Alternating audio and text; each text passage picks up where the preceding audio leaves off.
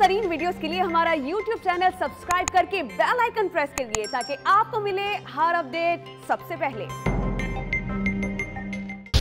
4 صدا سے خبر ہے جہاں قرض سے جان چھڑانے کے لیے والدین نے اپنے ہی بیٹے کو اغوا کر لیا۔ 6 سالہ بچے کی اغوا کا ڈرامہ رچانے والے والدین کو پولیس نے گرفتار کر لیا ہے۔ بات کریں گے ڈون نیوز کے نمائندے جہانگیر خان سے۔ جہانگیر خان بتائے گا پولیس کا کیا موقف ہے اس واقعے سے متعلق؟